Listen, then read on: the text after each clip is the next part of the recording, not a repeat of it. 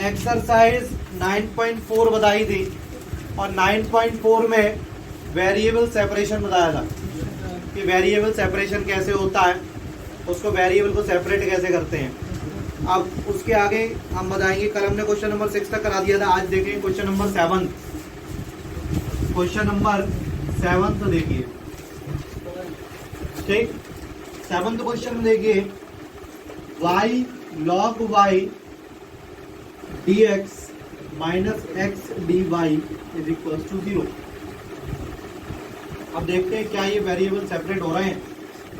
तो y log y dx is equal to x d y लिख दिया,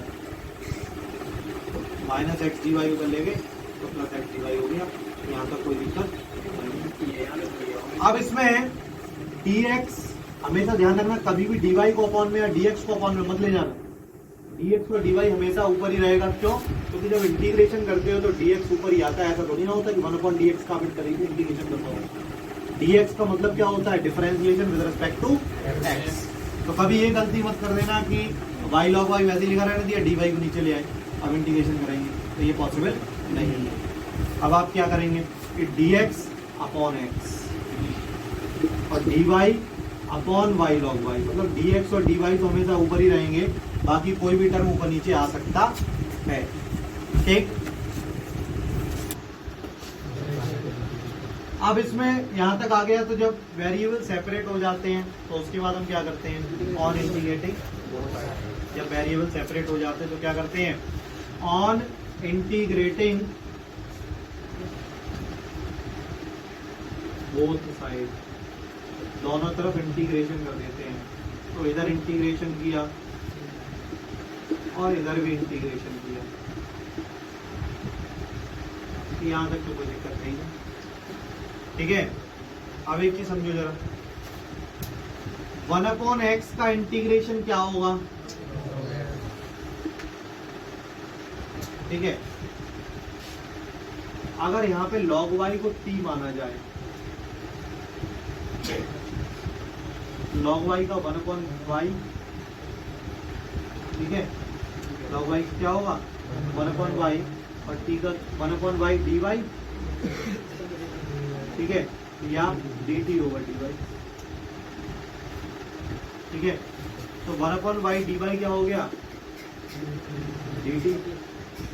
तो 1/y dy हो गया dt और log y हो गया t। और 1/t का इंटीग्रेशन log t, 1/x का log x होता है तो 1/t का क्या होगा? log t होगा। तो यहाँ पे log x is equals to log t plus c हो जाएगा। तो log x minus log t is equals to c हो जाएगा। log m minus log n क्या होता है? log m इंटू n होता है, sorry log m upon n minus n, log m upon n होता है t की वैल्यू। t की वैल्यू क्या थी? log y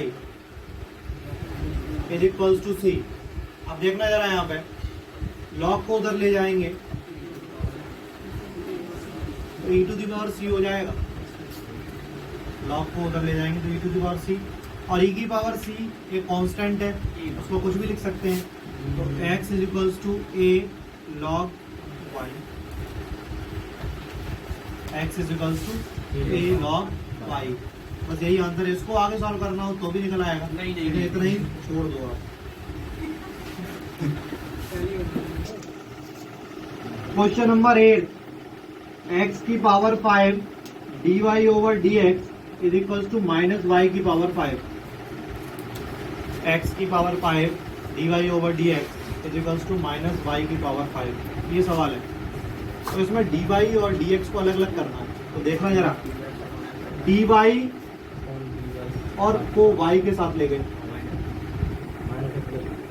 नहीं यार y वाला टर्म इधर ले जाएंगे तो y की पावर 5 और माइनस dx अपॉन x की पावर 5, मतलब y वाला y के साथ चला गया और x वाला x के साथ चला गया। तो डाउन लाइन।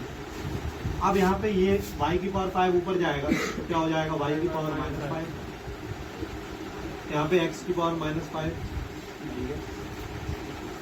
ठीक।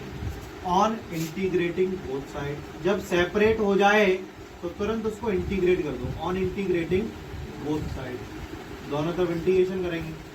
ठीक है, तो इंटीग्रेशन करेंगे तो क्या होगा, इंटीग्रेशन y की पावर -5 dy और इंटीग्रेशन x की पावर -5 dx। यहां तक कोई दिक्कत है?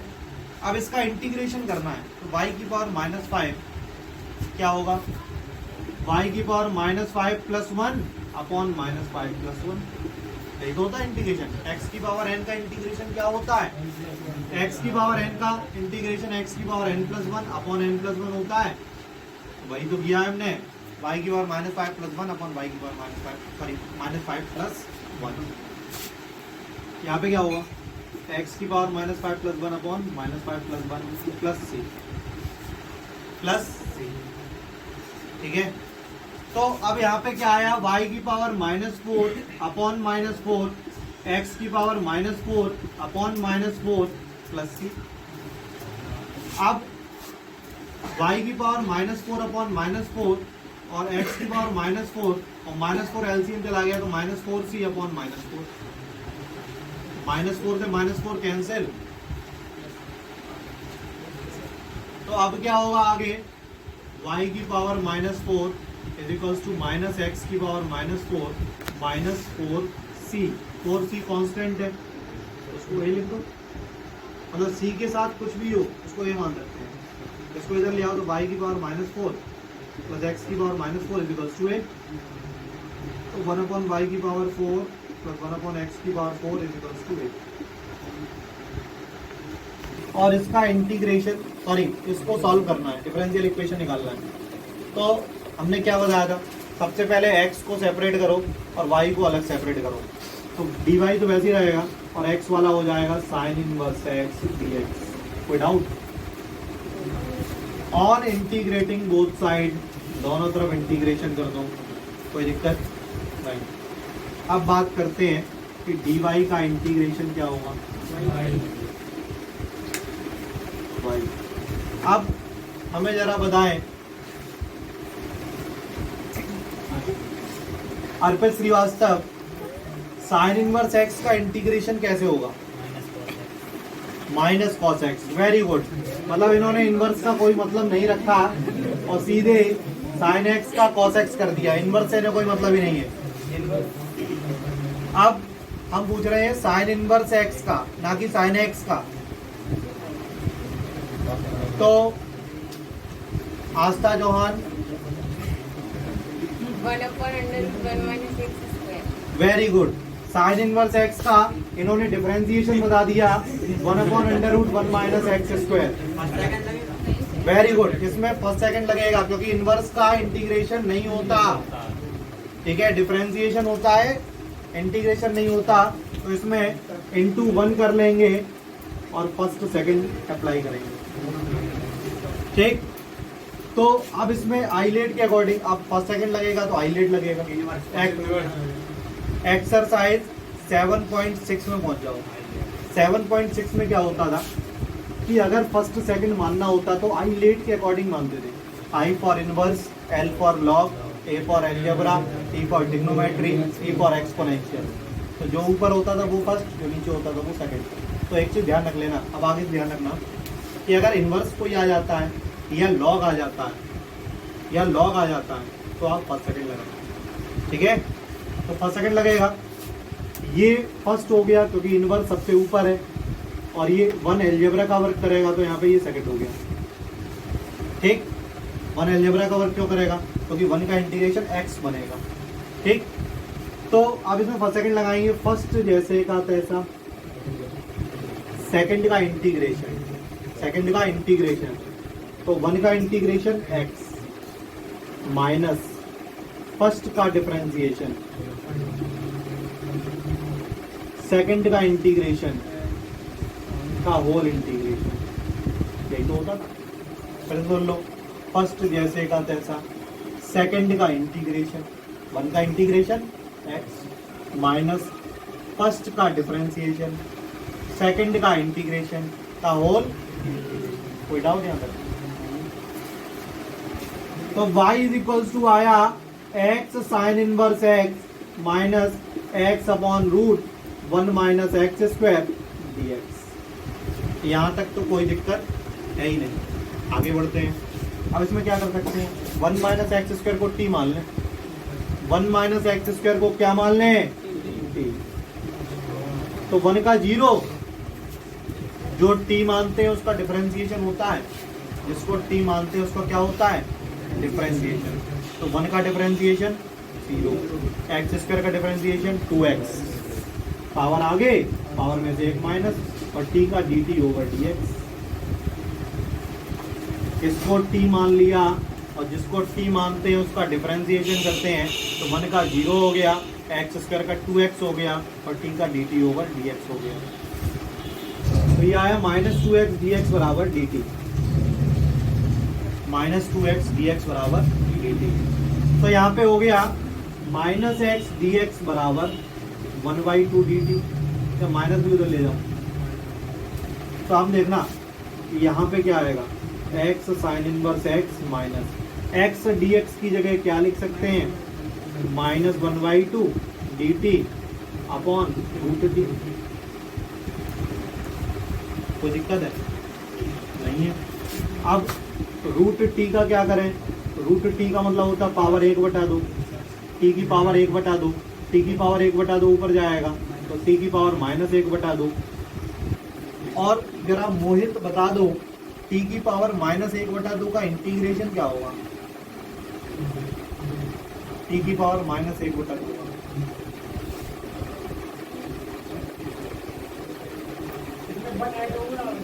बस इतना सिंपल था, आप लोग इतना कंफ्यूज क्यों हो जाते हो। ऊपर भी +1 होगा, नीचे भी +1 होगा। x की पावर n का इंटीग्रेशन क्या होता है, x की पावर n+1 अपॉन n+1।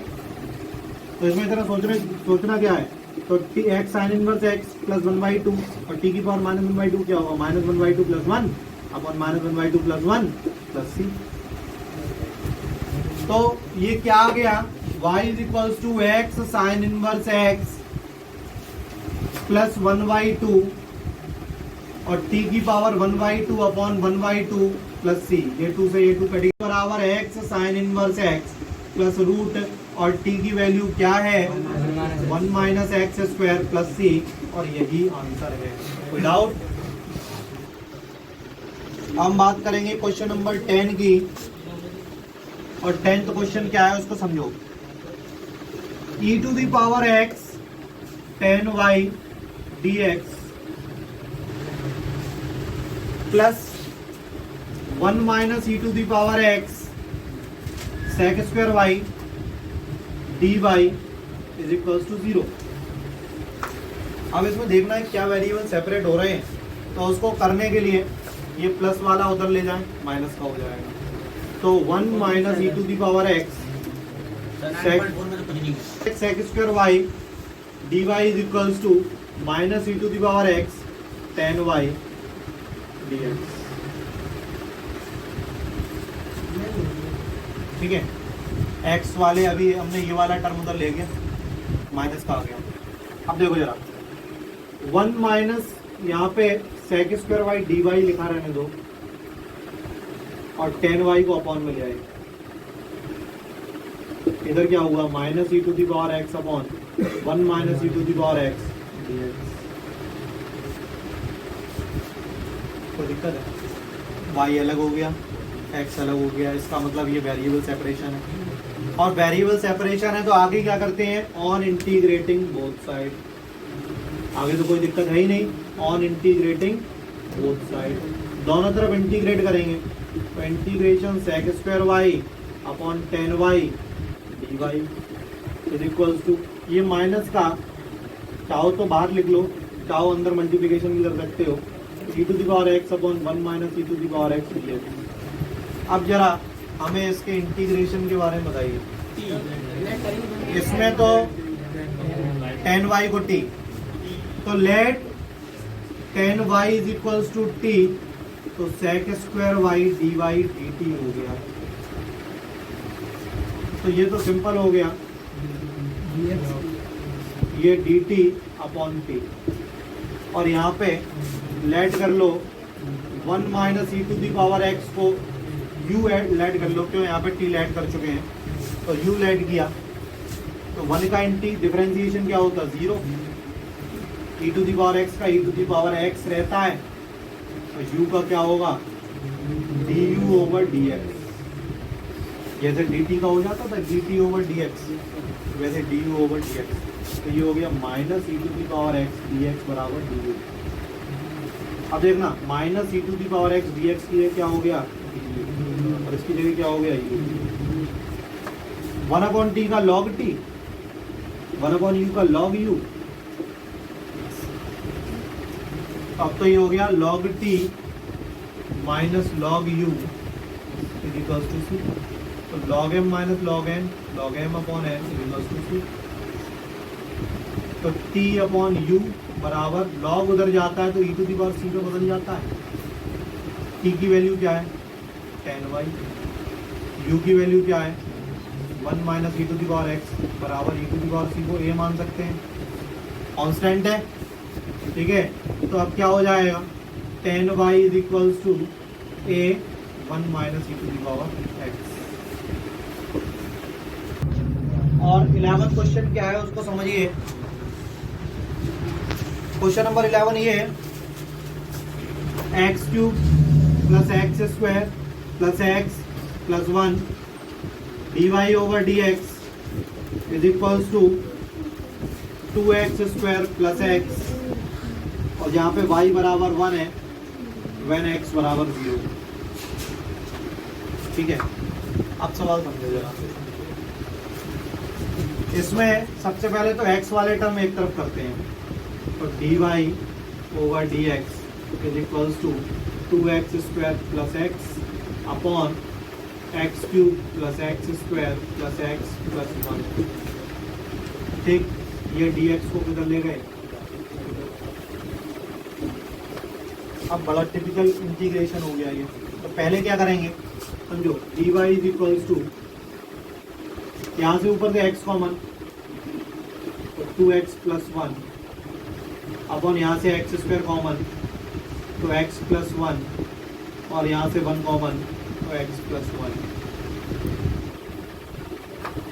ठीक है, और dy इज इक्वल्स टू क्या होगा x into 2x plus 1 upon x plus 1 दोनों में से कॉमन ले लो तो क्या बचेगा एक्स स्क्वायर प्लस 1 और dx और इंटीग्रेटिंग बोथ साइड।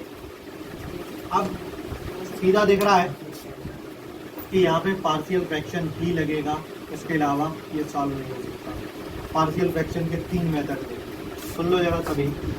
एक मेथड था कि अगर x प्लस 1 और x प्लस 2 आता तो सीधा हो जाता था a अपॉन एक्स प्लस 1 और b अपॉन एक्स प्लस 2, एक मेथड। दूसरा मेथड क्या था कि अगर होल स्क्वायर होता तो क्या होता था a upon x plus 1 b upon x plus 1 का होल स्क्वायर और c अपॉन एक्स प्लस 2, यही होता था।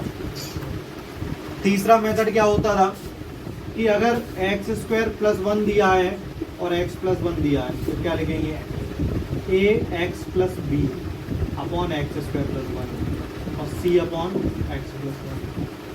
मतलब अगर नीचे एक्स स्क्वायर आ रहा है तो ऊपर x आएगा, नीचे पावर 1 है तो ऊपर एक भी x नहीं होगा। ठीक है, तो ये 3 प्रोसेस के हमने बताए थे पार्शियल फ्रैक्शन। एक तो direct a upon x plus 1 b upon x plus 2, इसमें क्या होता था a upon x plus 1 b upon x plus 1 का whole square c upon x plus 2, और एक होता था ये ऐसे होता था।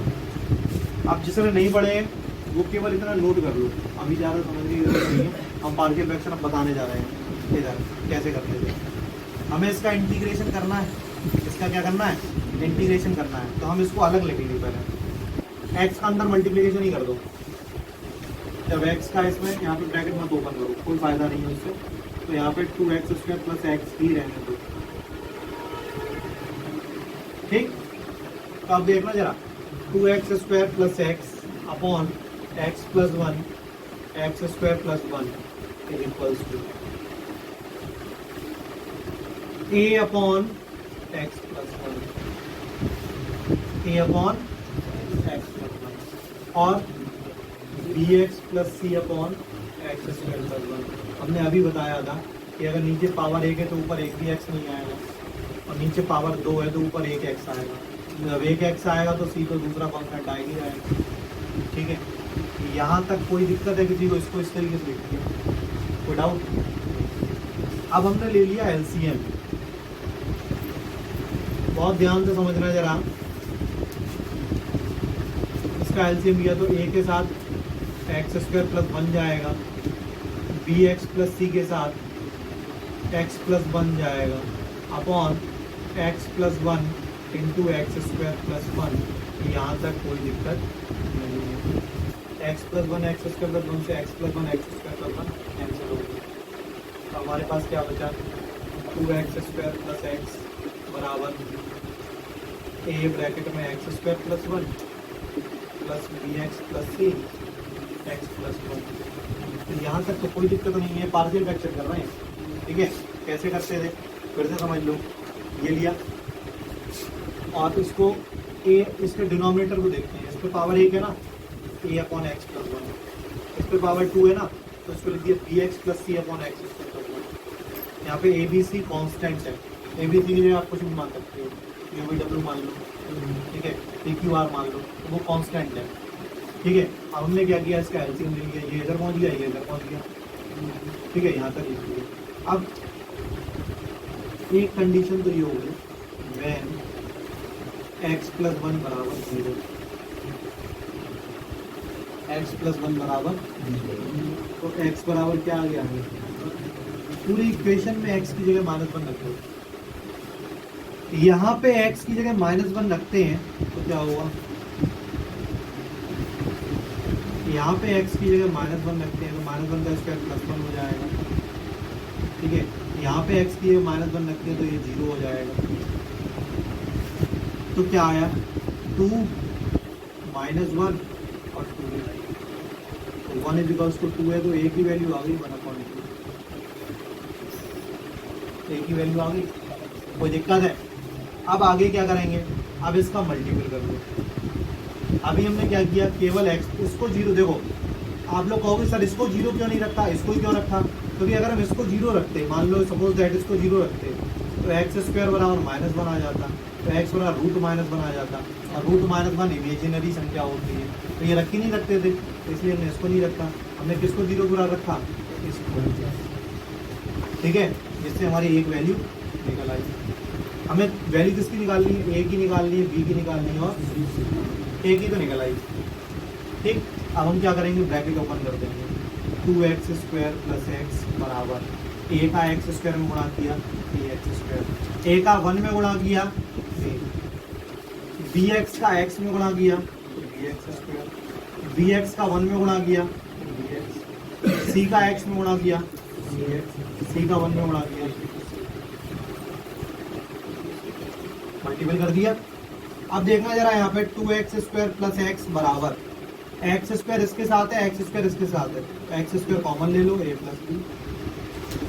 एक्स इसके साथ है, एक्स इसके साथ है, एक्स कॉमन ले लो, बिना एक्स वाला ए प्लस। कितना नोट करिए पहले,